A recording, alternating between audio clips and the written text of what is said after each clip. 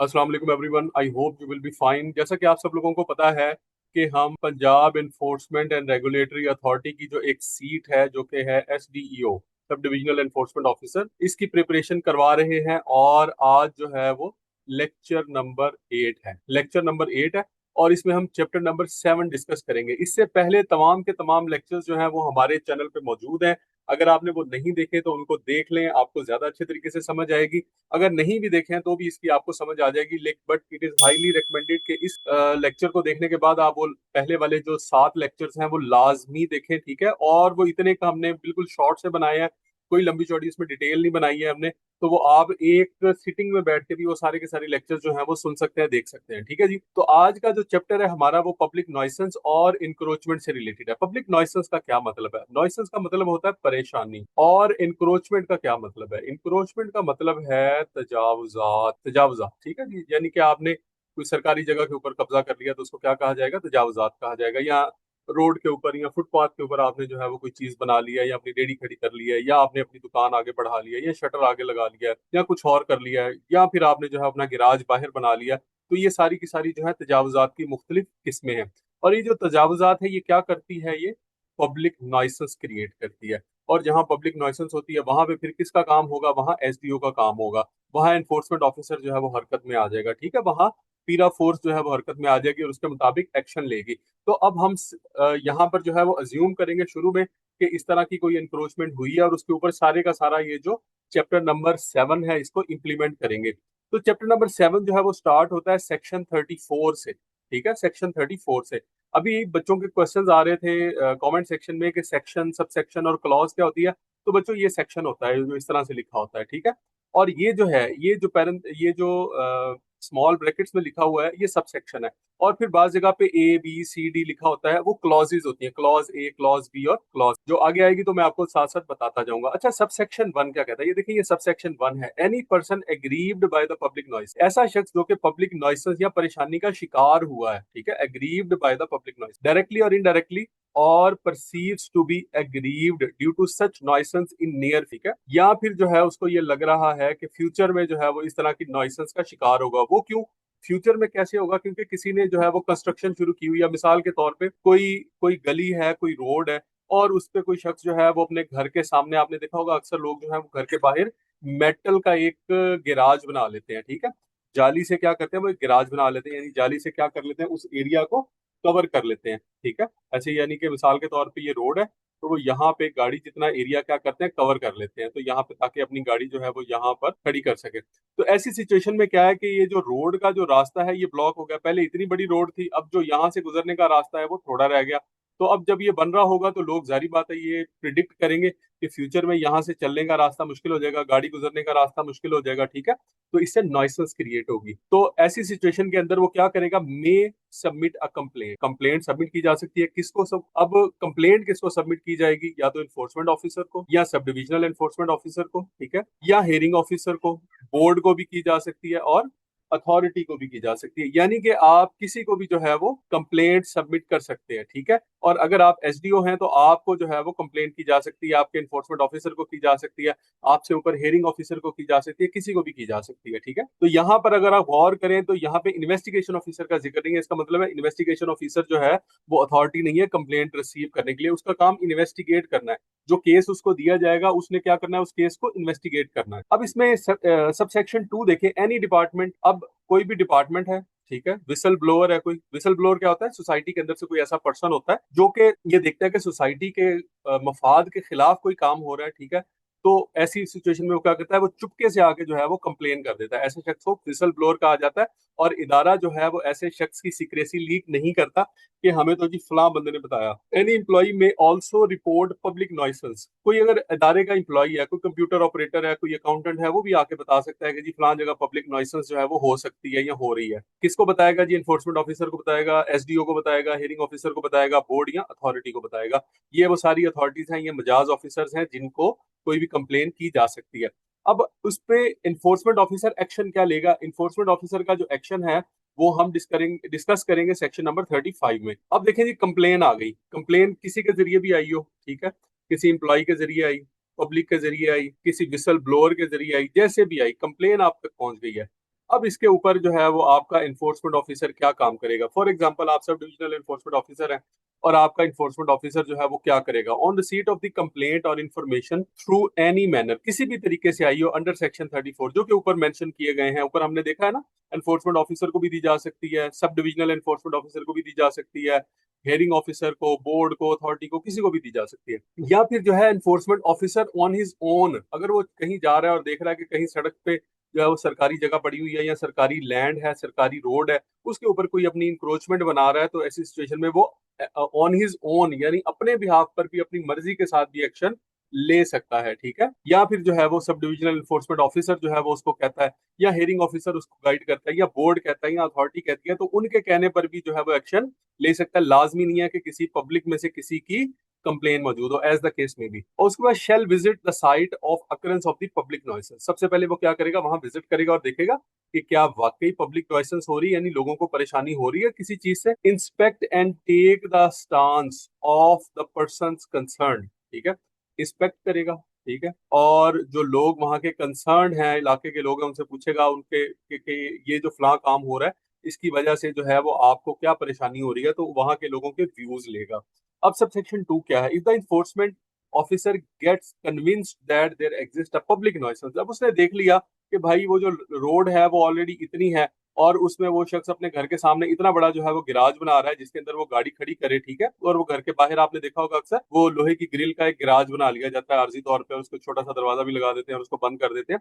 तो अगर कोई शख्स ऐसा कर रहा है तो ऐसी सिचुएशन में क्या होगा, तो वाकई सारी बात है कि ये पब्लिक नॉइसेंस है। तो इस सिचुएशन में जब ये कन्विंस हो गया और स्टैब्लिश हो गया कि ये पब्लिक नॉइसेंस है, तो वो क्या करेगा, ईपीओ सर्व करेगा, emergency prohibition order, as in such manner as may be prescribed. वो ईपीओ कैसा होगा उसके लिए और उस पर क्या क्या कुछ लिखा होगा, क्या डिटेल लिखी होगी, कितने दिन के लिए दिया जाएगा, ये सारी बात रूल्स एंड रेगुलेशन में जो है वो मेंशन की जाएगी। और कितने दिन में उसको जो है वो बताया कहा जाएगा, वार्न किया जाएगा कि इतने दिन के अंदर अंदर जो है वो आप अपनी ये जो जो भी यहाँ पर नॉइसेंस है, इंक्रोचमेंट है, इसको रिमूव करें। तो ये सारी की सारी चीजें जो है वो लिखी हुई होंगी रूल्स में या रेगुलेशंस में। सब सेक्शन 3 क्या कहता है, the EPO shall contain short details. अब इसमें क्या कुछ होगा, पब्लिक नॉइसेंस की शॉर्ट डिटेल होगी, रीजंस होंगी क्यों ये नोटिस दिया जा रहा है, ठीक है, डायरेक्शंस उसमें लिखी होंगी to the offender creating such nuisance के वो क्या करे, उसको या तो रिमूव करे within a prescribe time period and manner, और तरीके से, and the penalty that may be imposed in case of disobedience. और उसमें ये भी लिखा होगा कि अगर जो है वो अपनी ये इंक्रोचमेंट नहीं हटाता तो उसके ऊपर उसके खिलाफ जो है वो कानूनी कार्रवाई अमल में लाई जाएगी। तो ये सारी की सारी चीजें उसके ऊपर मेंशन होंगी। अब सब सेक्शन 4 क्या है, the offender shall either comply with the EPO. अब ऑफेंडर अगर शरीफ आदमी होगा वो क्या करेगा, फौरी तौर पर उस ईपीओ के ऊपर अमल करेगा और अपना वो जो यहाँ से ये जो भी बना रहा था, ठीक है, गिराज वगैरह लोहे का, इसको वो यहाँ से हटा लेगा, इसको खत्म कर देगा। अगर वो जो बंदा है वो जरा अड़ियल किस्म का है, prefer representation before the hearing officer, या फिर वो ऐसा कानूनी आदमी है, तो वो क्या करेगा कि वो एचओ यानी हेयरिंग ऑफिसर के पास चला जाएगा, उसके सामने जाके दावा दायर कर देगा, रिप्रेजेंटेशन अपनी फाइल करेगा। वो कहेगा भाई मैं तो जो बना रहा हूँ जो है वो तो मेरी अपनी लैंड है, ये सारी जगह मेरी है, मेरे घर के बाहर जो जगह है वो मेरी है, तो भाई मैं तो अपनी जगह में बना रहा हूँ, तो ये साहब मुझे आके खाम खा तंग कर रहे हैं। तो ऐसी सिचुएशन में क्या होगा कि जो हियरिंग ऑफिसर है वो फिर दोनों पार्टीज को बुला ले with in 15 days of the receipt of such EPO. लेकिन ये जो ईपीओ रिसीव होने के 15 दिन के अंदर अंदर उसने हियरिंग ऑफिसर के पास जाना है। कि कितने दिन के अंदर अंदर, 15 दिन के अंदर अंदर। ये आपने पॉइंट्स याद कर लेने हैं, ये आपके जो है वो आपके पेपर में इसी तरह के क्वेश्चंस आने हैं। And in such manner as may be prescribed, और किस तरह से जाके उसने वहां पर अपील करनी है तो उसका भी तरीकाकार वजह किया गया होगा कानून के अंदर, रूल्स में, रेगुलेशंस में, तो वो सारी चीजें जो है उसके मुताबिक करेगा। अब सब सेक्शन 5 क्या कहता है, if the offender neither complies with the EPO. अब तीसरी सिचुएशन ये है, पहली सिचुएशन तो ये थी कि उसने कंप्लाई कर लिया, कि उसने ये इंक्रोचमेंट खत्म कर दी, यहाँ से रोड को साफ कर दिया। दूसरी सिचुएशन ये थी कि वो एचओ के पास चला गया। पहली ये है कि इंक्रोचमेंट खत्म कर दी, दूसरी है एचओ के पास चला गया 15 दिन के अंदर अंदर, और तीसरी ये है कि उसने कहा कि भाई मैं नहीं जो है वो इसको हटा रहा, आपने जो करना है वो जाके कर ले। If neither complies with the EPO nor prefers the representation within the given time period, the enforcement officer shall proceed to enforce the EPO. फिर वो ईपीओ को इन्फोर्स करवाएगा। यहाँ पे कानून जो है वो हरकत में आएगा। मे टेक एनी वन और more of the following actions. और फिर ये क्या करेगा, एक्शंस लेगा। अच्छा यहाँ पे ना बच्चों, आपने एक्शंस का वर्ड जहाँ पे मैं याद आपको बताऊंगा, तो आपने याद रखना है कि जो एक्शंस हैं आगे 2-3 दफा इस्तेमाल होने हैं, और वो A B C D E F G ये सारे के सारे एक्शन सेम ही होंगे। तो मैं आपको ये एक्शंस बार बार नहीं पढ़ाऊंगा क्योंकि ये आगे 2-3 बार रिपीट होने हैं। तो जहां एक्शंस आएंगे वहां आपने बिल्कुल खुद ही समझ जाना है। तो ए में देखें, ये क्लॉज ए है। अब सेक्शन कौन सा था जी? अब वो बच्चे जो कि ये पूछ रहे थे कि सेक्शन, सब सेक्शन और क्लॉज क्या है, तो ये सेक्शन 35 है। सबसे पहले अगर आप गौर करें तो दिस इज सेक्शन 35। सेक्शन 35 ये क्या है? ये क्या है? This is sub section. और उसके बाद ये जो ए है नीचे, ये क्या है? क्लॉज। ये है क्लॉज, क्लॉज ए। अगर हमने इसका हवाला देना है ना, ये वाला, इसका हवाला देना है, तो हम कहेंगे सेक्शन 35 सब सेक्शन 5 और क्लॉज ए। ठीक है, ये 5 की आगे क्लॉज है ना, तो सेक्शन 35 सब सेक्शन 5 और क्लॉज ए। इस तरह से हम इसका हवाला देंगे अगर हमने किसी जगह पे फ्यूचर में इसका हवाला देना है, रेफरेंस देना है अगर इसका। तो अच्छा भाई, अब ये एक्शंस क्या क्या हैं? एक्शन आपने याद रखने हैं सारे के सारे, ये बार बार रिपीट होंगे। तो remove or cause to be remove the public nuisances, तो वो कहेगा कि भाई, अब जब उसने देख लिया कि ये शख्स, ना तो इसने वो रिमूव किया, ठीक है, ना तो वो गिराज जो बना रहा था लोहे का वो रिमूव किया, ना इसने जो हेयरिंग ऑफिसर के पास 15 दिन के अंदर अंदर पेश हुआ, तो इसका मतलब ये है कि ये बंदा जो है वो क्या कर रहा है? बदमाशी कर रहा है। तो ऐसी सिचुएशन में क्या करेगा कि इन्फोर्समेंट ऑफिसर जो है वो लॉ को इंप्लीमेंट करेगा। इन्फोर्स करने का, इन्फोर्समेंट का पता ही उस वक्त चलता है जब वो शख्स जो है वो कानून पे अमल करने के लिए राजी नहीं होता, कंप्लाइंट नहीं होता, रेजिस्टेंट होता है। Remove or cause to be remove the public nuisances, या तो वो उसको रिमूव करवाएगा, वहां जाके अपनी टीम ले जाएगा, उसको कहेगा कि खत्म करो, बंद करो इसको, या फिर जो है कॉज टू बी रिमूव, या कोई ऐसा जो है वहां पे जो है वो लोग लगा देगा कि वो उन्हें उन्हें ये टास्क दे देगा कि 1 हफ्ते के अंदर अंदर, 10 दिन के अंदर अंदर इसको खत्म करें, यहाँ से उठाएं, या इसको 1 दिन के, 2 दिन या 3 दिन के अंदर अंदर जो है इसको खत्म करें, using such means and with such force as may be reasonably necessary. ठीक है, जो उसके पास रीजनेबली जो फोर्स मौजूद है उसके जरिए उनको कहेगा, उनको टास्क दे देगा कि भाई आप यहाँ पे खड़े हो और जो है वो यहाँ पर और भी लोग लगा लें अपने साथ, और इसको 2 दिन के अंदर, 3 दिन के अंदर अंदर जो है उठा के इसको खत्म करें, और या फिर ये क्या करें, इसको अपने कब्जे में ले लें। कॉन्फिस्केट भी कर सकता है लेकिन वो बाद में है। पहला तो है कि उसको रिमूव करा देगा। दूसरा क्या है? Impose and recover the fine, कि वो उसको जुर्माना कर देगा। ये भी कर सकता है कि उसको जुर्माना कर दे और उससे जुर्माना जमा करवाए। ठीक है, और एक्ट के अंदर जो है वो आपको पता है कि फाइनेंशियल लिमिट्स जो है वो बताई हुई है कि कौन सा ऑफिसर कितना फाइन कर सकता है। तो ये लिमिट्स आपको कहाँ पे मिलेंगी? ये लिमिट्स आपको या तो रूल्स में मिलेंगी, ठीक है, या फिर आपको मिलेंगी रेगुलेशन। तो रूल्स या रेगुलेशंस के अंदर इसकी लिमिट्स जो है वो मौजूद होंगी, उसके मुताबिक क्या करेगा जी? फाइन कर देगा।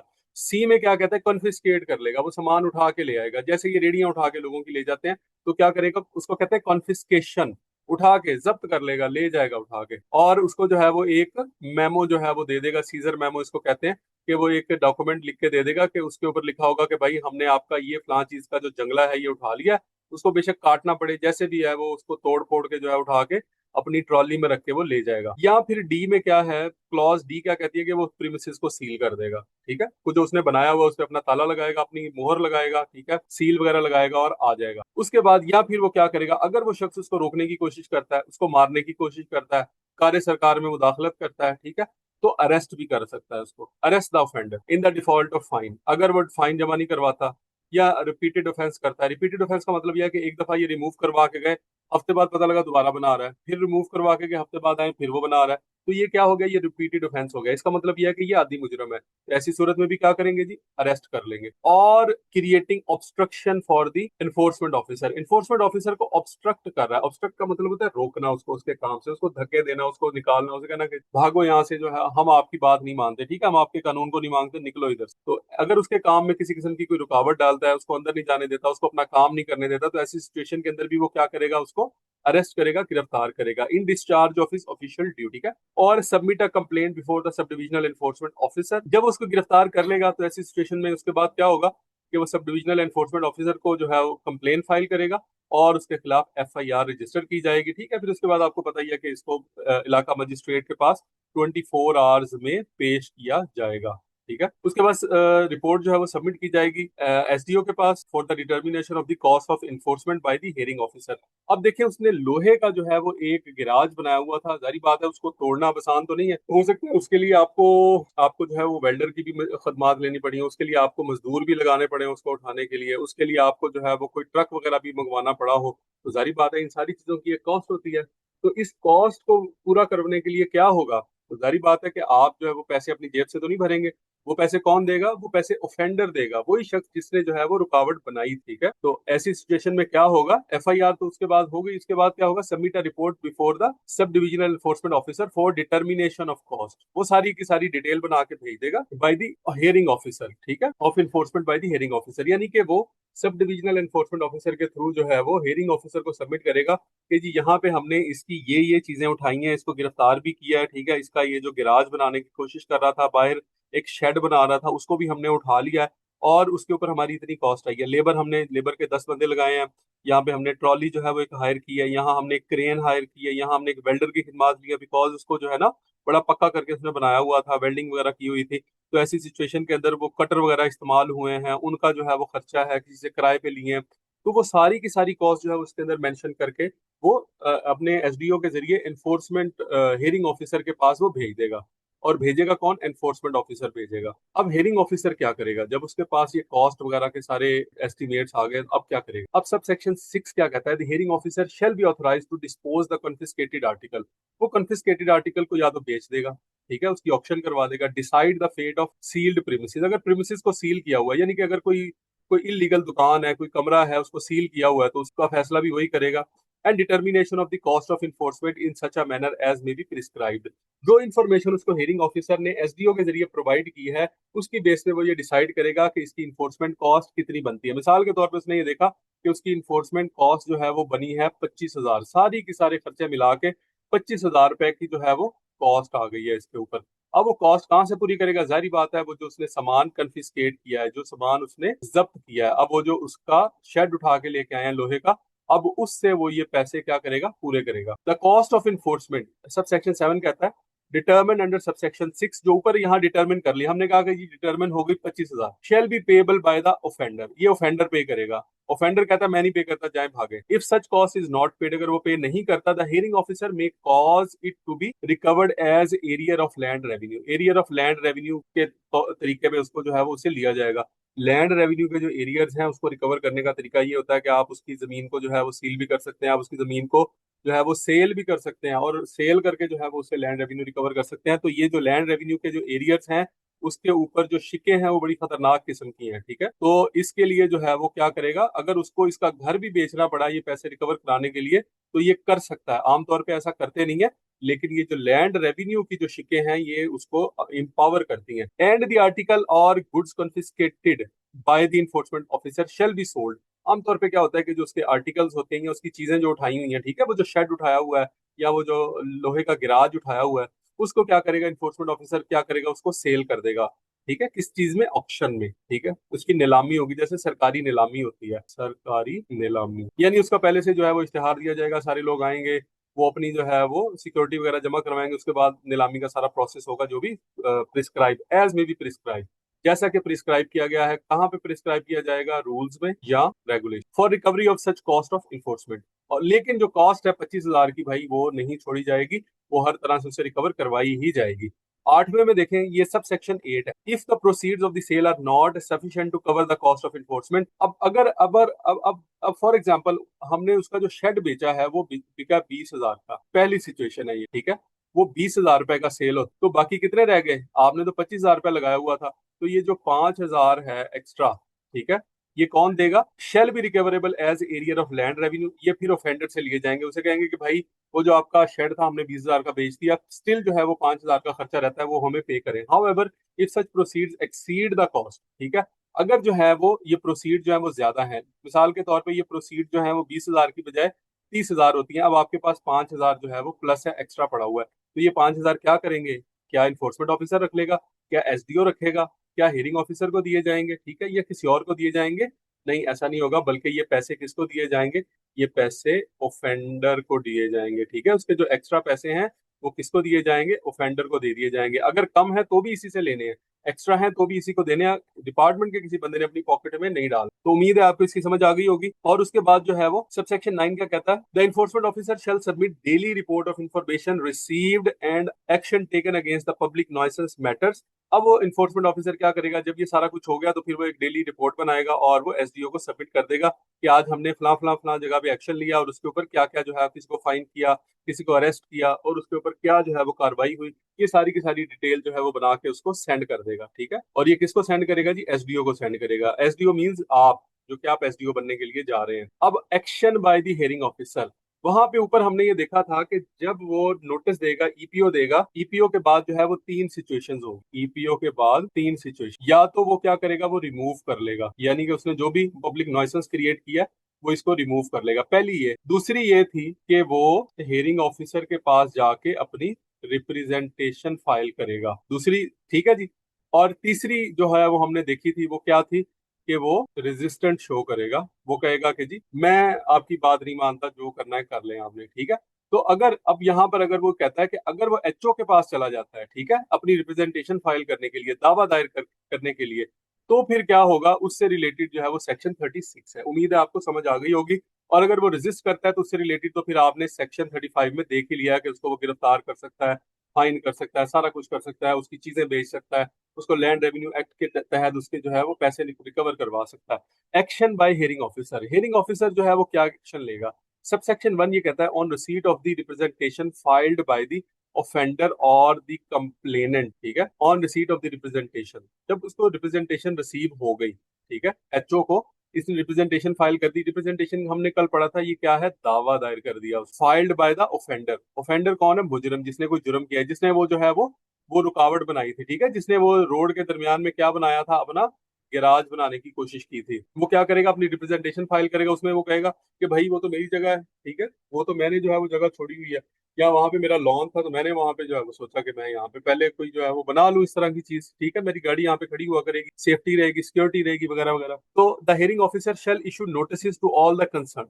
वो क्या करेगा? नोटिस करके तमाम कंसर्न पार्टीज को बुला लेगा। यानी एक वो जो है वो एनफोर्समेंट ऑफिसर को बुला लेगा और दूसरा जो है वो ऑफेंडर को बुला लेगा। दोनों को बुला के और उनसे फिर पूछेगा कि बताएं जी मामला क्या है। And conduct the hearing proceeding as provided under the act और एज मे बी प्रिस्क्राइब। जिस तरह एक्ट में लिखा हुआ है या जिस तरह से जो है प्रिस्क्राइब किया गया। प्रिस्क्राइब, तजवीज करदा, मतलब तजवीज कहाँ किया होगा? अगर एक्ट में नहीं लिखा तो फिर या तो रूल्स में लिखा होगा या फिर रेगुलेशंस में लिखा होगा। अब ये सबसेक्शन 2 क्या कहता है? The hearing officer may cancel, या तो वो ईपीओ को कैंसिल कर देगा। वो कहेगा भाई आपने गलत ईपीओ दिया, ये वाकई इसकी जगह निकलती है, मैंने पटवारी से पूछ लिया, मैंने तहसीलदार से पूछ लिया, उनसे रिपोर्ट ले ली है, ये जगह तो भाई वाकई ठीक है, तो इसने जगह ये छोड़ी हुई थी तो वहां ये बना रहा है, तो आपको क्या मसला है?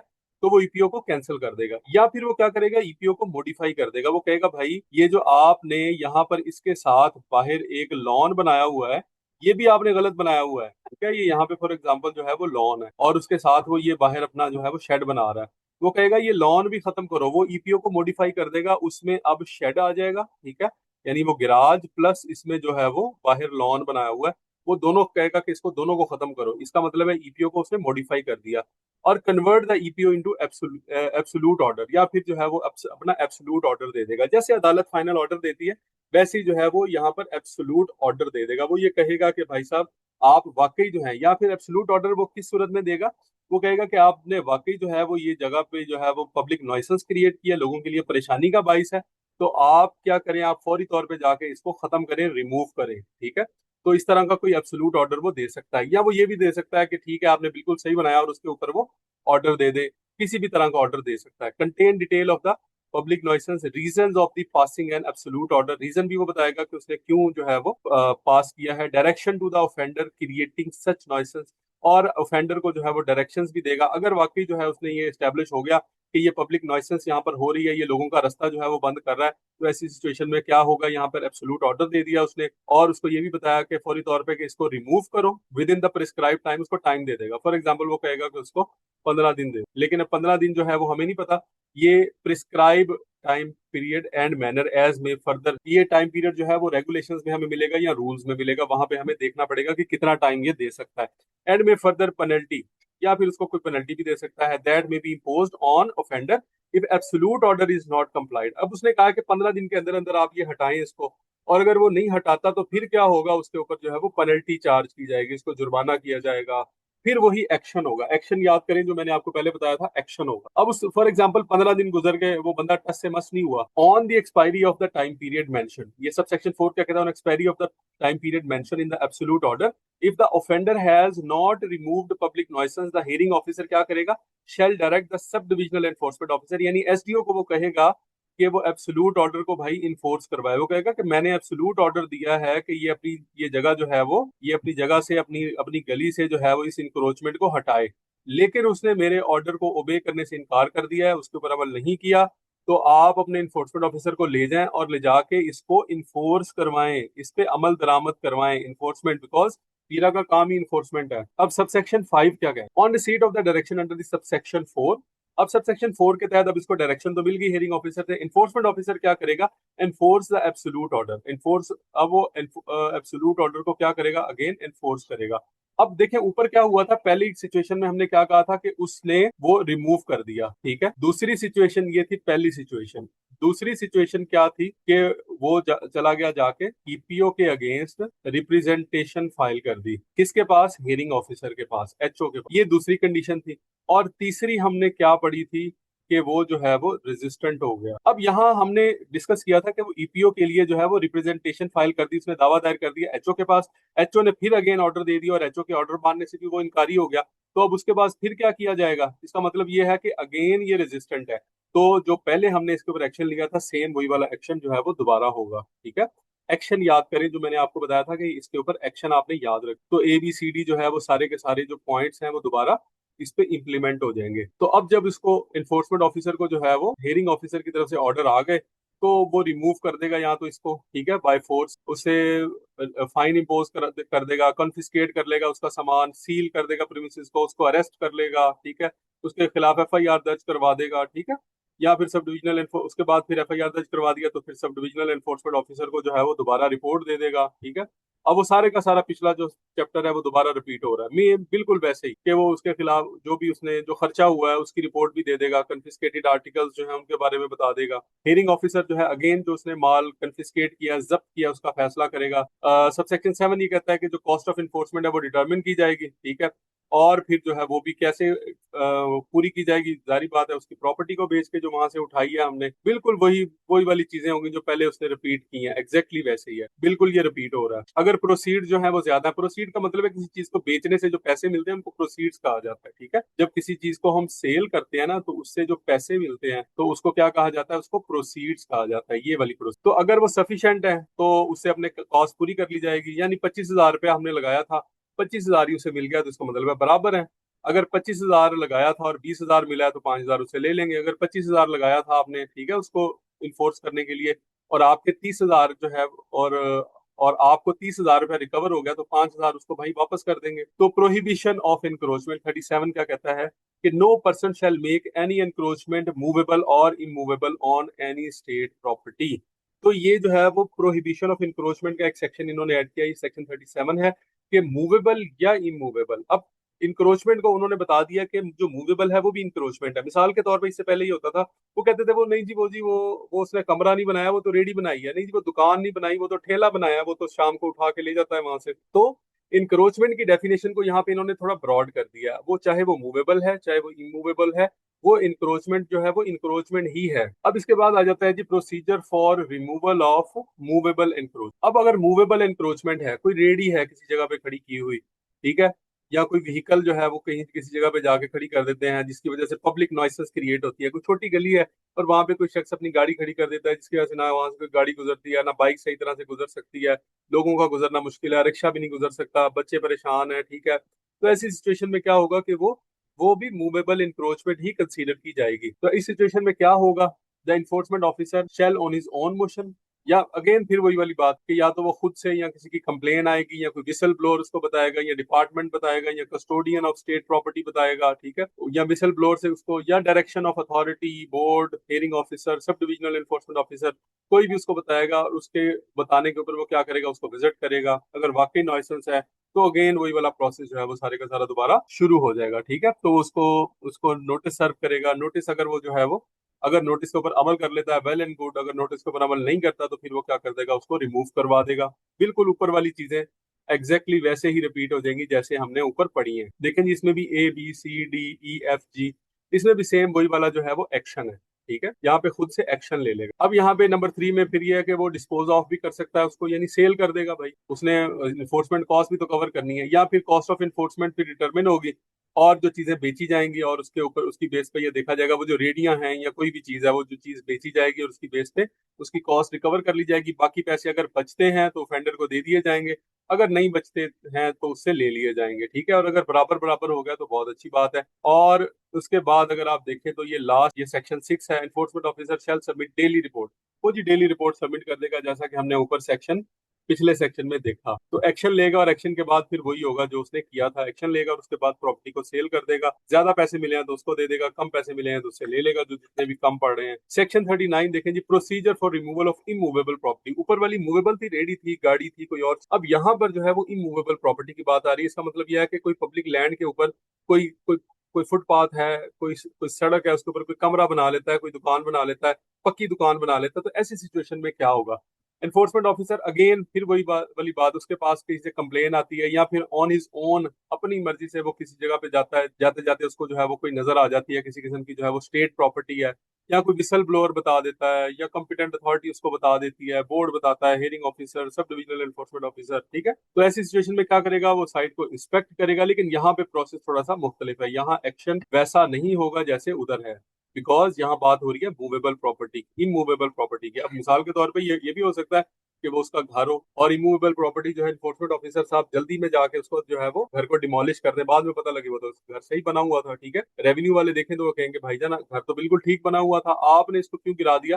तो इसमें थोड़ा सा प्रोसेस जो है वो चेंज होगा, इसलिए इमूवेबल प्रॉपर्टी का जो प्रोसेस है उन्होंने थोड़ा सा चेंज कर दिया। अब इसमें क्या है, सबसेक्शन 1 देखें, द इन्फोर्समेंट ऑफिसर क्या करेगा, शेल इंस्पेक्ट द साइट। ठीक है, कहीं से भी उसको इन्फॉर्मेशन मिलती है, कोई उसको कंप्लेन करता है, अपनी मर्जी से वो कहीं किसी जगह पे देखता है, तो वो क्या करेगा, सबसे पहले इंस्पेक्ट करेगा, कंसर्न पर्सन जो है उनका स्टांस लेगा, इर्द गिर्द के लोगों से पूछेगा, अगर वो सेटिस्फाई है कि वाकई ये इंक्रोचमेंट है तो फिर वो क्या करेगा, submit a report to the hearing officer. Immovable property की सूरत में, इमूवेबल प्रॉपर्टी वो होती है जैसे कि आपकी बिल्डिंग वगैरह है, तो चूंकि वहां पर बड़ी कॉस्ट इन्वॉल्व होती है, तो ये डर होता है कि कहीं एनफोर्समेंट ऑफिसर जल्दी में किसी की जो है वो लीगल बिल्डिंग को ना गिरा दे। तो ऐसी सिचुएशन में सबसे पहले वो हियरिंग ऑफिसर के पास जाएगा और वहां पे अपनी रिपोर्ट सबमिट करेगा। सब सेक्शन 2 क्या कहता है, the hearing officer shell conduct the hearing, वो फिर वो हियरिंग कंडक्ट करेगा।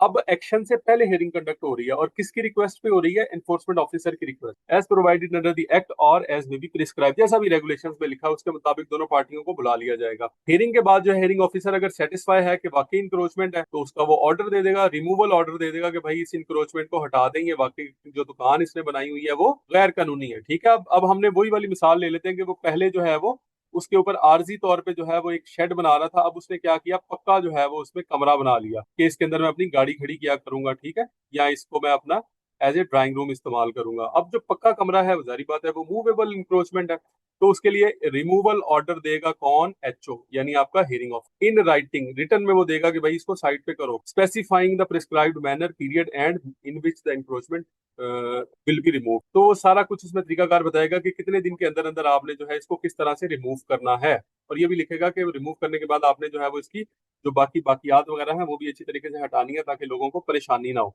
सब सेक्शन 4 क्या कहता है, the order of the hearing officer shall be served upon the illegal occupier. Illegal occupier को ये जो है वो ऑर्डर दे दिया जाएगा। उसके बाद सब सेक्शन 5 क्या कहता है, on expiry of the time period provided on the removal order.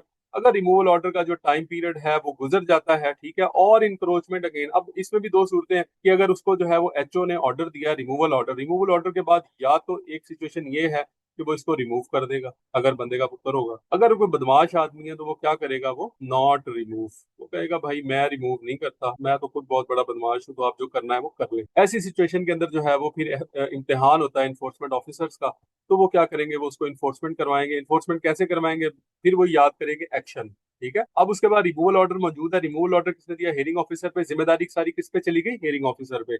अब हेयरिंग ऑफिसर कौन है जी, पीएस का, पाकिस्तान एडमिनिस्ट्रेटिव सर्विस का ग्रेड 17 या उससे ऊपर का ऑफिसर है। ठीक है, उसने जिम्मेदारी ले ली, उसने सारी रिपोर्ट्स वगैरह वो ले लेगा पटवारी से, गिरदावर वगैरह से कि कि भाई वाकई जो है वो ये जमीन जो है इसकी अपनी तो नहीं है, कहीं ऐसा तो नहीं है कि हम इसकी जो है वो कोई दुकान गिरा दें या इसका घर गिरा दें। जब उसको पता लग गया कि हाँ ठीक है ये इसकी जगह नहीं है, तो रिमूवल ऑर्डर देगा। अगर वो उस ऑर्डर के ऊपर रिमूव कर देता है वेल एंड गुड, अगर नहीं करेगा तो फिर अगेन जो है वो हेयरिंग ऑफिसर क्या करेगा, on expiry of the time period provided in the removal order, if the encroachment is not removed by the illegal occupier, illegal occupier जिसने गैर कानूनी कब्जा किया हुआ है गवर्नमेंट की लैंड पे, the hearing officer shall direct the sub divisional, hearing officer SDO को कहेगा, ठीक है, कि इसको भाई रिमूव कराओ as may be prescribed in such direction, ठीक है। जिस तरह से जो है वो आपके आपके एक्ट में सॉरी आपके एक्ट में, आपके रूल्स में या आपकी रेगुलेशंस में मेंशन किया गया है।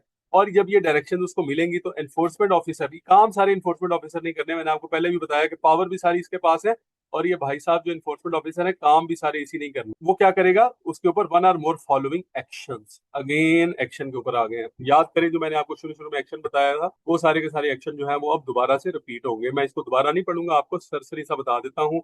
अब क्लॉज ABCDEFG तक जो है याद करें, आपने पहले भी पढ़ा हुआ है। या तो वो उसको रिमूव कर देगा, ठीक है, कमरे को, या उसने अगर बैठक वगैरह बनाई हुई है, फाइन कर देगा, सामान कन्फिस्केट कर लेगा, यानी सामान सारा उठा के ले जाएगा। अगर उसने टीयर गार्डर वगैरह लगाए हुए हैं, कोई दरवाजा लगाया हुआ है, बाकी सारी चीजें उठा के ले जाएगा। या फिर उसको प्रीमिसेस को सील कर देगा, या बंदे को अरेस्ट कर लेगा अगर वो बंदा जो है वो ज्यादा कोई रेजिस्ट कर रहा है या वहां पर आगे से नॉन कंप्लायंस शो कर रहा है, उसके खिलाफ FIR दर्ज करेगा और कंप्लेन कर देगा उसकी SDO को। या फिर उसके अलावा वो क्या होगा, रिपोर्ट जो है वो आखिरकार शाम को बना के भेज देगा सब डिविजनल एनफोर्समेंट ऑफिसर को, और वो अपने हेड ऑफिस इस रिपोर्ट को सबमिट कर देगा कि आज हमने एक ऐसा बंदा जो है उसको पकड़ लिया है और उसके ऊपर जो है वो एक्शन ले लिया। अब इसके बाद अब ये सब सेक्शन 6, 7, 8, 9 इसके अंदर फिर वही वाली कहानी है, ठीक है, कि हेयरिंग ऑफिसर इसको डिस्पोज ऑफ कर सकता है। उससे जो पैसे मिलेंगे वो आपको पता ही है क्या होगा, वो कॉस्ट ऑफ इन्फोर्समेंट जो है उसको उसको डिटरमिन किया जाएगा। कॉस्ट ऑफ इन्फोर्समेंट अपनी उससे पूरी कर ली जाएगी। अगर पैसे बचते हैं तो ऑफेंडर से ले लिए जाएंगे, अगर पैसे जो है वो अगर पैसे कम पड़ जाते हैं तो ऑफेंडर से ले लिए जाएंगे, अगर पैसे ज्यादा हैं, ठीक है, चीजों को बेच के, तो वो ऑफेंडर को वापस कर दिए जाएंगे कि भाई ये आपके एक्स्ट्रा पैसे, हमने अपने पैसे रिकवर कर लिए। और उसके बाद है जी, वो रिपोर्ट जो है वो सबमिट कर देगा, ठीक है, इंक्रोचमेंट वगैरह के अपने सब डिविजनल एनफोर्समेंट ऑफिसर को। जिस तरह से हमने पहले देखा कि इन्फोर्समेंट ऑफिसर क्या करेगा, उसकी जो भी एक्शन लिया है और जिस तरह से इस केस को उन्होंने क्लोज किया है, उस सारे की रिपोर्ट बना के क्या करेगा, वो सबमिट कर देगा। तो इस तरह से आपका ये चैप्टर नंबर 7 जो है ये कंप्लीट हो गया। बाहिर दिखने में ये लगता है कि ये बहुत लंबा चैप्टर है, लेकिन ये बहुत ही आसान है। आई ट्राइड माई बेस्ट कि मैं आपको जितने आसान तरीके से समझा सकता हूँ मैं इसको समझाऊं, ठीक है। उम्मीद है आप सब लोगों को इसकी समझ आ गई होगी। अपने अपना फीडबैक अपने कमेंट्स में हमें जरूर बताइएगा, ठीक है जी। आई होप कि ये वीडियो आपके नॉलेज में इजाफा करेगी। Wish all the best. Allah Hafiz.